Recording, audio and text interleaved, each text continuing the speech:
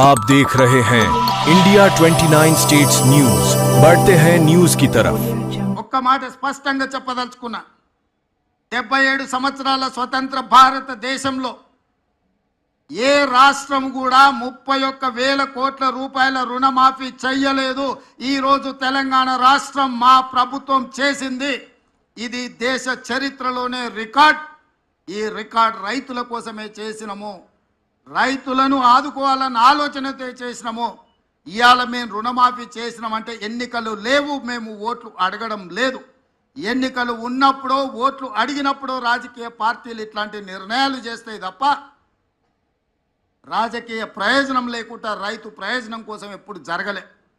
కానీ మేము రైతు ప్రయోజనానికే ప్రాధాన్యత ఇవ్వాలన్న ఆలోచనతో ఏ ఓట్లు లేనప్పుడు ఏ సీట్లకు ఎన్నికలు జరగనప్పుడు ఈరోజు ఈ కార్యక్రమాన్ని తీసుకోవడం ద్వారా రైతులకు అండగా నిలబడతామన్న విశ్వాసాన్ని మేము కల్పించదలుచుకున్నాం।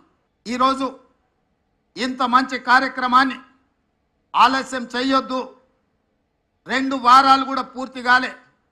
జూలై 18, 2024 నాడు మొదటి విడత 1,00,000 రూపాయల వరకు ఉన్న వాళ్ళకి అందరికీ మొదటి విడతలో వాళ్లకు అప్పులు చెల్లించి ఇప్పుడు 0 నుంచి 1,50,000 వరకు ఉన్న రైతులందరికీ ఇవాళ ఈ గంటలో మనం వాళ్ళ రుణాలను మాఫీ చేస్తున్నాం।